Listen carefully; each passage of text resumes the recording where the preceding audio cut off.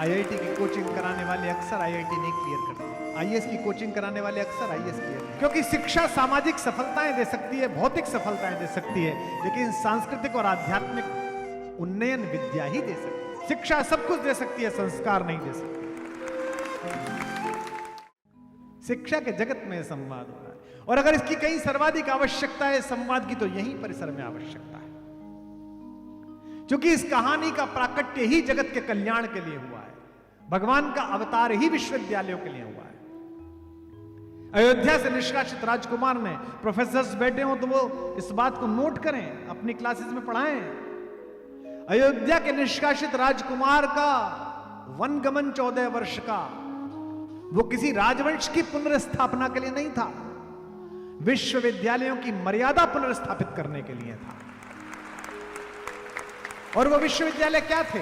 वो गुरुकुल थे, जहां ऋषि तपस्या करते थे। अस्थियों का ढेर देखकर मेरे सरकार ने हाथ उठाकर कहा, विप्रधेनु सुर संत हित लीन मनुज अवतार। किसके लिए लिया है? विप्र के लिए। विप्र अर्थात ब्राह्मण, ब्राह्मण अर्थात द्विज। द्विज का मतलब जाति नहीं, द्विज का मतलब जिसका दूसरा जन्म हुआ है, जिसने ज्ञान के शरीर को वर्ण किया है, जिसने अपने श्रम से, अपने तपस्या से ज्ञान और विज्ञान अर्जित किया है। वो कालक्रम से, वंशानुगत क्रम से किसी भी जाति का हो, जो शिक्षा के कार्य में लगा हुआ है, शिक्षा देने के कार्य में लगा हुआ है, शिक्षा की व्यवस्था में लगा हुआ है, वो हमारी व्यवस्थाओं के हिसाब से विप्र है, वो द्विज है। तो विप्र के कल्याण के लिए मैं आया हूं। जगत को गति देने वाला प्रत्येक बौद्धिक व्यक्ति विप्र है। संत कौन? केवल जंगल में तपस्या करने वाला नहीं, केवल प्रभु का भजन करने वाला नहीं, वे सभी लोग जो अपनी इच्छाओं की सीमा से बाहर आकर जगत के कल्याण के लिए दिन रात व्यस्त हैं, वे सब संत हैं। आईआईटी की कोचिंग कराने वाले अक्सर आईआईटी नहीं क्लियर करते हैं, आईएएस की कोचिंग कराने वाले अक्सर आईएएस क्लियर नहीं करते। संत अर्थात जो 24 घंटे विश्व कल्याण की कामना में लगा रहे हैं। संत वह जिसका हृदय मक्खन के समान हो, जरा सी उष्मा से पिघल जाता हो, लोक के कल्याण की भावना से पिघल जाता हो। इसलिए गोस्वामी जी कहते हैं, संत हृदय नवनीत समाना, कहा कबिन परि कहे न जाना। कवियों ने कहा बहुत, पर कहा नहीं गया। हर वो व्यक्ति संत है। आपत्ति काल में संत की परीक्षा होती है। घर में कष्ट हो गया, उसके बाद भी लड़ रहा, यह संत है। विप्र, संत, धेनु अर्थात गाय। गाय पशु नहीं है। जो गाय को पशु समझते हैं वो पशु है। भारत की अर्थव्यवस्था का मूल आधार थी गाय। मेरे केवी कुटीर में 26-27 गौवंश है। एक दिन एक गौ संवर्धन के बड़े अतिथि वहां आए, मुझसे कहने लगे कि ये कितना दूध देती है, ये कितना दूध देती है। अधिकांश तो आपके यहां से गई हुई गाय हैं, गिरवंश की हैं, कुछ स्वर्ण कपिला हैं, कुछ थार पारकर हैं। तो कहने लगे कि ये कितना दूध देती है। मैंने कहा, प्रभु ये माता 3 किलो की कृपा करती है, ये 4 किलो की कृपा करती है। मुझसे बोला, अरे बेकार है, आपकी गाय बेकार है, ऐसे कराइए वैसे कराइए, मेरे यहाँ 14 किलो देती है, गलत गाय पाल रखी है आप। तो मैंने उनसे कहा, विद्वान आदमी है, दूध के लिए भैंस पाली जाती है, गाय धर्म के लिए पाली जाती है। दूध तो बहुत सारे पशु देते हैं, गाय धर्म के लिए पाली जाती है। गाय न हो तो किसके गोबर का लीपन करके मैं गौरी को बिठाऊं? गाय ना हो तो किसके घी से मैं भगवान का भोग लगाऊं? गाय ना हो तो किसके दूध को डाल के मैं पंचामृत तैयार करूं? गाय वे बछड़े देती थी जो बड़े होकर बैल बनते थे और एक किसान के साथ अपना श्रम उस खेत में पैदा करके हमारे लिए अन्न पैदा करते थे। गाय वो गोबर देती थी जिससे लिपकर घर घर दिखता था। गुरुजनों का, मुनिजनों का, उन विश्वविद्यालयों का बेसिक आधार थी गाय। मैं जो विश्वविद्यालय बना रहा हूं भारत कुलम, उसमें 50 एकड़ जमीन इस बात की छोड़ी है और तय किया है कि तीसरी क्लास में हो चाहे एमबीबीएस में पढ़ता हो लड़का, उसको हफ्ते में 1 दिन 2 घंटे के लिए गौशाला जाना ही है।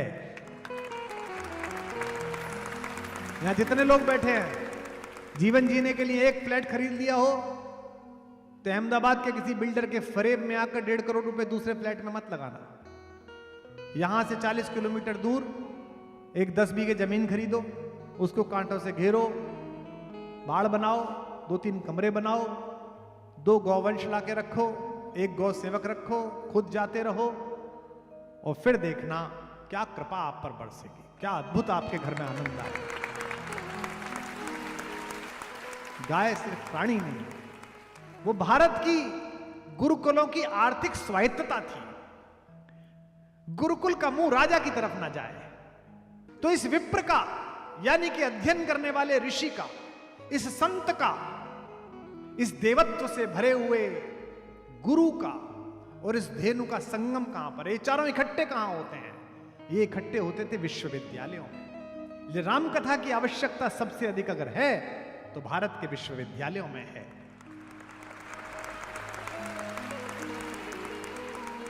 क्योंकि विश्वविद्यालय, क्षमा करेंगे मुझे, शिक्षा और विद्या का अंतर भूल चुके हैं।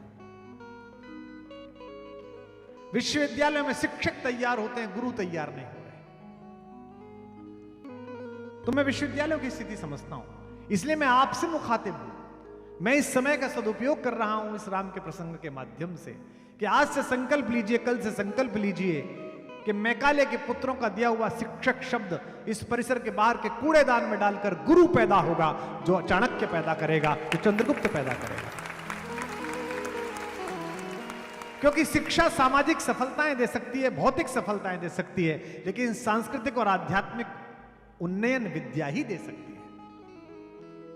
हमारे घर में दादी है, दादी बेपढ़ी लिखी है, और वो जो बीए पास करके जुगाड़ से कहीं क्लर्क लगा सरकारी महकमे में और दिन भर यही सोचता है कि कौन क्या दे जाएगा, वो पढ़ा लिखा है, लेकिन दादी ज्यादा पढ़ी लिखी है। मेरी 84 साल की मां, हम परिवार के इकट्ठे हुए 15 लोगों के लिए कढ़ी बनाते समय, मुझसे बात करते समय इधर से नमक लेके जो डाल देती है, वो नमक ना एक क्षण नीचे उतरता है जीभ के, ना ऊपर जाता है, एकदम सटीक पड़ता है। ये विद्या है, ये शिक्षा नहीं है। जो कुकरी शो में आप दिखाते हैं कि इतने ग्राम कोरिमोंडम, इतने ग्राम, ये शिक्षा है। लेकिन जो आपको आया है, हमारे घरों में जो रसोई में हमारे सहायक रखे जाते हैं, उनको सबसे पहले 3-4 बार में यही सिखाया जाता है कि साहब चाय कैसे पीते हैं, कितना उबलेगी, कितनी चीनी डलेगी या नहीं डलेगी। शिक्षा सब कुछ दे सकती है, संस्कार नहीं दे सकती। विश्वविद्यालय के परिसर में बैठे हुए लोगों, लगा अगर गेहूं में कीड़ा बाहर से मंगवाओगे, घुना हुआ चारित्र देश का उसे कहां से लाओगे? वह जो चरित्र में घुन लगा है, वो विद्या ही दूर कर सकती है। शिक्षा आपको मान्यताओं से बांधती है, रूढ़ियों से बांधती है, और कला इन रूढ़ियों से आपको मुक्त करती है। इसलिए भारत का शास्त्र कहता है, सा विद्या या विमुक्त। विद्या क्या है? जो मुक्ति देती है। कोई चीज जानने के बाद अगर आप बंध गए तो वो जानकारी नहीं है, वो विद्या नहीं है। विद्या अभ्यास से नहीं आती, अंतर्मन से आती है। केरल में मैं एक जगह गया था, हाथी बंधे हुए थे बहुत सारे। एक पतली सी जंजीर से जिससे कुत्ता बनता है, उससे हाथी बांध रखा है इतना बड़ा, और हाथियों के सामने हम घूम रहे थे, फोटो खिंचवा रहे थे। बोले देखो यार, मैंने कहा भाई ये इनमें से कोई छूट जाए। महावतों के सरदार ने कहा साहब नहीं तोड़ेगा, जंजीर नहीं तोड़ेगा। मैंने कहा इतना शक्तिशाली है, जरा सी जंजीर है, पैर मारे तो टूट जाएगा। बोले नहीं तोड़ेगा। मैंने कहा क्यों? बोले जब ये पैदा हुआ था, छोटा सा था, तो हमने इस जंजीर से इसे बांधा था, इसमें शक्ति थी नहीं, इसने बहुत जोर लगाया, 2-3 महीने ये जोर लगाता रहा, 6 महीने जोर लगाता रहा, जंजीर खुली नहीं। उस दिन से जंजीर इसके मस्तिष्क में पड़ गई है कि खुलेगी नहीं, अब बंधी रहेगी। शिक्षा ऐसी जंजीरें आपके मस्तिष्क में बांध रही है, और विद्या ऐसी जंजीरों से आपको मुक्त कर रही है। इसलिए गोस्वामी जी कहते हैं, गुरु ग्रह गए पढ़न रघुराई, अल्पकाल विद्या सब पाई। शिक्षा नहीं पाई। ऐसा नहीं था कि गोस्वामी जी को शिक्षा का शब्द का महत्व पता नहीं था। कविता के लोग बैठे होंगे, शिक्षा और विद्या में बराबर मात्रा है। और विद्या भी कैसे पाई? गुरु के चरणों में बैठकर पाई। या विद्यार्थी बैठे होंगे, आपसे यही कहना है, लेना है तो चरणों में बैठकर। पराक्रमी रावण के पृथ्वी पर गिर जाने के बाद जब उसमें थोड़े से प्राण शेष बचे थे, अंतिम सांसें ले रहा था, भगवान ने अपने छोटे भाई लक्ष्मण से कहा, यह बड़ा नीतिज्ञ है, बहुत ज्ञानी है, अब शरीर छोड़ रहा है, अभी भी समय है, जाओ इससे कुछ सीखो, विनम्रता से जाकर बात करो।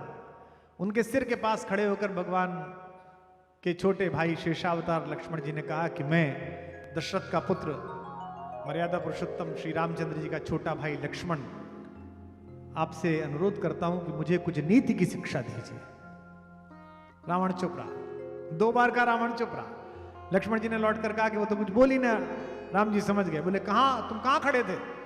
बोले मैं सिर के पास खड़ा था।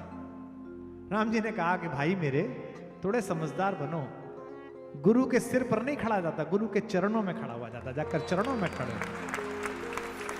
और आप रामकथा पढ़ेंगे तो बहुत अद्भुत, रावण ने बहुत अद्भुत प्रवचन दिए, राज्य कैसे चलना चाहिए, नीति क्या होनी चाहिए, मुझ में क्या कमी थी जो मैं मारा गया, ये सब उसमें बोला है।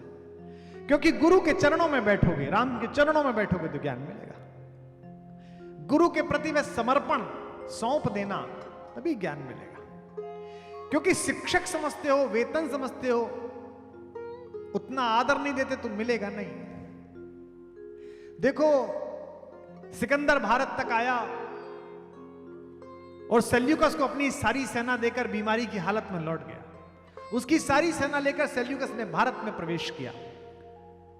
एक सामान्य गांव के लड़के ने, जो यूनिवर्सिटी में पढ़ रहा था तक्षशिला में, स्नातक का विद्यार्थी था, उसके गुरु ने तैयार करा और उसने सेल्यूकस को हरा दिया। इतिहास इतना ही पढ़ाते हो ना आप हिस्ट्री में, कल से इससे आगे पढ़ाना शुरू करें इतिहास के प्रोफेसर्स। यह सेल्यूकस की हार और चंद्रगुप्त की विजय नहीं थी, यह 2 विश्वविद्यालयों के बीच का संघर्ष था। एक यूनान का विश्वविद्यालय था जहां सुकरात, अरस्तु और प्लेटो जैसे महान ऋषि थे, और एक भारत का ग्रामीण विश्वविद्यालय था, एकल विद्यालय, जहां चाणक्य जैसा तपस्वी था। इस विश्वविद्यालय ने उस विश्वविद्यालय को परास्त किया और सेल्यूकस हारा। इसलिए वशिष्ठ और विश्वामित्र जैसे महान गुरुओं के चरणों में बैठकर राम ने वो सीखा कि उनके चरणों की प्रशंसा करने के लिए कभी उपस्थित हुआ। गुरुओं के चरणों में अगर आप बैठ गए तो आपके चरण भी विश्व धोकर पिएगा। पहले प्रारंभ तो करिए, गुरु के चरण में तो बैठिए, तभी आपकी स्थिति आएगी कि आपके बारे में भी पूरा विश्व कह सकेगा, जैसे राम के बारे में कहते हैं कि उनके चरणों का स्मरण करें कि भज मन राम चरण सुखदाई, भज मन राम चरण सुखदाई, भज मन राम चरण सुखदाई, भज मन राम चरण सुखदाई। जिन्हें चरणन से निकसी सुर सरी, जिन चरणन से निकसी सुर सरी, जिन चरणन से निकसी सुर सरी, जिन चरणन से निकसी सुर सरी।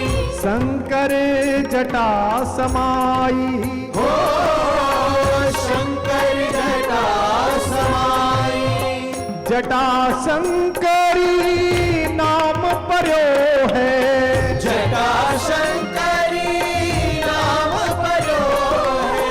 त्रिभुवन तारन आई, भज मन राम चरण सुखदाई, भज मन राम चरण सुखदाई, भज मन राम चरण सुखदाई। गो भज मन राम चरण सुखदाई, भज मन राम चरण सुखदाई, भज मन राम चरण सुखदाई, भज मन राम चरण सुखदाई, भज मन राम चरण सुखदाई।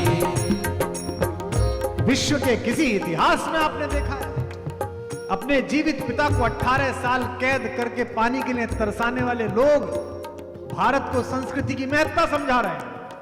उस भारत को जहां एक त्रैलोक्य के सिंहासन को ठुकराकर सबसे बड़ा बेटा तपस्वी बन गया और उससे छोटा बेटा जंगल पहुंचा और उसने कहा कि मैं नहीं बैठ सकता, ये सिंहासन आपका है, बड़े बेटे ने कहा पिता ने संवैधानिक परिवर्तन कर दिया है, तुम बैठोगे इसलिए मैं नहीं बैठ सकता।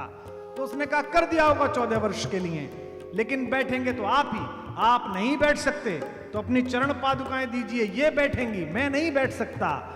जिस देश ने मर्यादा का ये इतिहास रखा हो कि राज्य फुटबॉल की तरह दो भाइयों के बीच में गूंजता हो, उस देश को मर्यादा की बात वो सिखाएंगे जिन्होंने राज्य पाने के लिए अपने भाइयों के गले काट दिए, अपने पिता को बंद कर दिया। जिन चरणन की चरण पादुका, जिन चरणन की चरण पादुका, जिन चरणन की चरण पादुका, जिन चरणन की चरण पादुका, भरत रयो लवलाई हो, भरत रयो लवलाई, सोई चरण के वट धोइली ने, सोई चरण के वट धोइली ने, तब हरि नाम चलाई। भज मन राम चरण सुखदाई,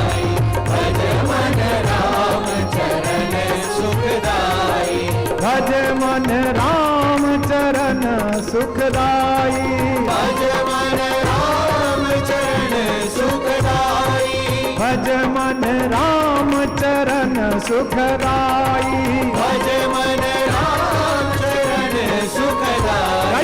भज मन राम चरण सुखदाई, भज मन राम चरण सुखदाई, भज मन राम चरण सुखदाई, भज मन राम चरण सुखदाई, भज मन राम चरण सुखदाई, भज मन राम चरण सुखदाई, भज मन राम चरण सुखदाई, भज मन राम। बोल सियावर रामचंद्र भगवान की। वे चरण, वे आचरण इसलिए महत्वपूर्ण है कि वो विश्वामित्र के चरणों में, अगस्त्य के चरणों में विद्यार्थी की भांति बैठे हैं। आप पढ़ लेना कभी भी, मिथिला जाते समय क्रम तय है। रोज रात्रि में सोने से पहले विश्वामित्र जी के पैर दबाकर राम सोते हैं और राम के पैर दबाकर लक्ष्मण सोते हैं। रोज का क्रम तय है। गुरु गृह गए पढ़न रघुराई, त्रैलोक्य के सबसे बड़े राजा इंद्र भी जिसको सहायता के लिए पुकारता है, इंद्र उठकर आधा आसन देता है दशरथ जी को। उसका बेटा पढ़ने के लिए गया। तुम्हारे पास थोड़े से पैसे आ जाते तो गुरुजी को घर बुला लेते हो ट्यूशन के लिए, हैं? सोचते हो यहीं पढ़ा जाए। आस्था नहीं बची। यहां बैठे हुए विद्यार्थियों, पश्चिम का कोई एडिसन कैसा भी बल्ब बना ले, ऐसा बल्ब नहीं बना सकता कि एक बल्ब दूसरे बल्ब को छूकर प्रकाश पैदा करे। ये केवल गुरु है जो अपने ज्ञान का दीपक हजारों बच्चों को छूकर पैदा करता है विश्व भर में लोग। शिक्षा तो किसी को भी दे दो, 33% आए, एडमिशन हो गया। ज्यादा गड़बड़ हो रही है, कुलपति से बात कर लो, कोटे में हो जाएगा। क्या दिक्कत है? लेकिन विद्या के लिए पात्रता की आवश्यकता है। और यहां बैठे हुए लोगों को एक बात फिर बता दूं, आपकी सामर्थ्य नहीं कि आप गुरु को ढूंढ सको, गुरु की सामर्थ्य वो आपको ढूंढता है। कविता का मेरा गुरु तो मेरा चाचा था, मेरे पिताजी के पैर छूते थे, भाई साहब बोलते थे, विश्वविद्यालय के प्रोफेसर थे। मेरे गुरु स्मृति शेष डॉक्टर कुंवर बेचैन, उन्होंने मुझे ढूंढा। मैं तो सोच रहा था किससे पूछूं, किससे कहूं। उनकी दृष्टि पड़ी, उन्होंने कहा ये लड़का है, इसमें निवेश करता हूं। आज वो नहीं है, लेकिन विश्वविद्यालय में उनका नाम बोला जा रहा है, कहा जा रहा है। इसलिए कोई गुरु तुम्हें समरसता के साथ देखे, आनंद के साथ देखे, तुम पर कृपा की दृष्टि फेरे, तो ये ना सोचना कि ये क्या बात है। सोचना प्रकृति प्रसन्न हो गई है, भगवान शंकर का वरदान है, राम रीझ गए हैं। गुरु जी को समझ में आ गया हूं, मैडम मुझे बहुत स्नेह करती हैं, तुरंत चरण पकड़ लेना। देश की सबसे बड़ी समस्या ये है, विद्या पात्र को देनी है, ताकत किसे देनी है? रिवॉल्वर किसके हाथ में है? परिसर के बाहर खड़े हुए गुजरात पुलिस के एटीएस के जवान के हाथ में रिवॉल्वर है तो आप सब भरोसे के साथ जाते हैं कि सब ठीक है। लेकिन अगर किसी आतंकवादी के हाथ में रिवॉल्वर है तो आप सब भयभीत हो जाते हैं कि ईश्वर आज बस निकाल ले यहां से। तो शक्ति किसके पास होनी चाहिए? परमाणु बम ईरान ना बना ले, इसके लिए विश्व चिंतित है। 90 मीटर तक का बम मारने की कोशिश है, पता नहीं लगा कि नहीं लगा, पर चल तो रहा है। अमेरिका चिंतित है, पूरी दुनिया चिंतित है। राम कथा ने बताया कि विद्या देने की पात्रता कौन सी है। राम जी के समय में 2 सबसे बड़ी लैब थी, 2 सबसे बड़े विश्वविद्यालय थे जहां सर्वाधिक काम होता था। आज भारत को कोई भी वैज्ञानिक चेतना का काम करना है तो भारत सरकार किसकी तरफ देखती है? आईआईटीज की तरफ। आईआईटी को कहती है कि हमें बताइए। भारत सरकार को प्रबंधन की कोई योजना चाहिए होती है तो किससे कहती है? आईआईएम से कहती है, आपसे कहती है कि हमें बताइए, हमें बताइए। क्यों? चूंकि इन्होंने अपनी गुणवत्ता स्थापित की है। आईआईटी ने अपनी गुणवत्ता स्थापित की है। 2 डिफेंस लैब थी जिनकी गुणवत्ता स्थापित थी। उत्तर में थी विश्वामित्र की, राजर्षि विश्वामित्र की, जिन्होंने वो इंस्ट्रूमेंट इकट्ठे किए, वो कोडिंग इकट्ठी की, वो ज्ञान इकट्ठा किया जो बादलों को परिवर्तित कर देता था, अग्नि को रोक लेता था, तीरों के समूह को रोक लेता था, क्लोनिंग कर सकता था, एआई की मैट्रिक्स पैदा कर सकता था। लेकिन विश्वामित्र आयु से वृद्ध हो गए थे। उनकी समझ नहीं आ रहा था कि पृथ्वी छोड़ते समय इसे किसे दे दूं, और अगर यह बटन किसी मूर्ख के हाथ में पड़ गया तो जो किम जोन्स को लेकर पूरी दुनिया चिंतित है वो भी चिंतित होते। शक्ति किसके पास हो? शक्ति उसके पास हो, शक्ति जिम्मेदारी है। सिर पर रखा हुआ मुकुट, राजा के सिर पर रखा हुआ मुकुट ईर्ष्या का कारण तो बनता है, स्पृहा का कारण तो बनता है कि मेरे भी सिर पे कोई रख देता। लेकिन उस राजा से पूछो जिसने रख रखा है, चाहे वो दिल्ली में बैठा हो चाहे कहीं बैठा हो, कि उसके नीचे कितने कांटे हैं, कितना कष्ट है इसका। विश्वामित्र के मन में ये विचार है कि ये पूरी डिफेंस लैब किसको दे दूं। दूसरे बड़े ऋषि हैं अगस्त्य दक्षिण में, उनके पास भी है। दोनों के पास विज्ञान है। एप्पल काम कर रहा है पाम फोन पर, जहां इंस्ट्रूमेंट की जरूरत नहीं पड़ेगी। आपकी एक कोडिंग होगी, आप बोलेंगे आपके हाथ पे फोन प्रकट हो जाएगा, आप डायल कर पाएंगे, दीवार पर प्रकट हो जाएगा, यहां पर प्रकट हो। एप्पल काम कर रहा है। एलन मस्क काम कर रहा है न्यूरोलिंक पर। मस्तिष्क में यहां एक छोटा सा सिम लगा देंगे, वेद डाल दिया पूरा, आपने वेद का श्लोक सोचा, वो वाला मुंह पर आ गया, काम कर रहा है। और सक्सेसफुल उसने 1700 लोगों पर परीक्षण कर लिया है। तो विज्ञान इतना ही सिखाता है कि यहां तक तुझे पता है, उससे आगे का अगर पता नहीं है तो आप उस पर प्रश्न नहीं कर सकते। यह चिंता करने वाले, यह प्रश्न करने वाले कि ऐसा कैसे हो जाएगा जी, पॉसिबल ही नहीं है। भाई तुम्हारे विज्ञान का बच्चा अभी 6ठी क्लास में आया है, अध्यात्म के विश्वविद्यालय की शाखाएं बहुत बड़ी है, वहां तक पहुंचने में समय लगेगा। 20 हर्ट्ज से 20,000 हर्ट्ज तक की आवाजें मेरा कान सुन सकता है, आपका मेरा कान सुन सकता है। इससे नीचे हो तो नहीं सुनता, इससे ज्यादा हो तो फट जाता है। बैठे होंगे यहाँ जूलॉजी के, लेकिन क्या इससे नीचे आवाजें नहीं होती? क्या इससे ऊपर आवाजें नहीं होती? अरे मैं तो मनुष्य हूं, बड़ा अहंकार है मुझे मनुष्य होने में, बड़ा अहंकार है मुझे ज्ञानी होने में, बड़ा अहंकार है लोकप्रिय होने में। मेरे घर में जो पालतू कुत्ता है छोटा सा, वो मेरी 3री मंजिल के शयन कक्ष में, जिसके दरवाजे बंद हैं, पूरा घर बंद है, सेंट्रली एयर कंडीशनड है, उसमें मेरे ग्राउंड फ्लोर पे आ जाने पर टीवी देखती हुई मेरी पत्नी को भौंक के बता देता है कि आ गया वो आदमी जिसकी प्रतीक्षा में तू और मैं बैठे हुए हैं। वो 20 हर्ट्ज से नीचे की ध्वनियां सुनता है, ईश्वर ने उसे वरदान दिया है। तो विज्ञान के माध्यम से आध्यात्म पर प्रश्न उठाने वाले प्रचंड मूर्खों, अगर तुम्हारी समझ में यह बात नहीं आ रही है तो इसका मतलब तुम्हारी प्रगति और ज्ञान अभी अधूरा है। थोड़ी मेहनत करो, कुछ दिन में समझ में आएगा। जब तुम कहते थे कि आकाशवाणी हुई तो 200 साल पहले अंग्रेज हंसता था गांव के गरीब कथा सुनाने वाले पंडित जी पर कि कोई दिख तो नहीं रहा, आवाज कहां से आई? 200 साल पहले। लेकिन आज से 60 साल पहले, 50 साल पहले, जब बुश के रेडियो का कान उमेठा अमीन साहब ने, तो अहमदाबाद में बैठ के दिल्ली से आवाज आई, यह आकाशवाणी है, अब आप देवकी नंदन पांडे से समाचार सुनिए। तो पंडित जी सत्य सिद्ध हो गए और तुम्हारा अहंकार हार गया।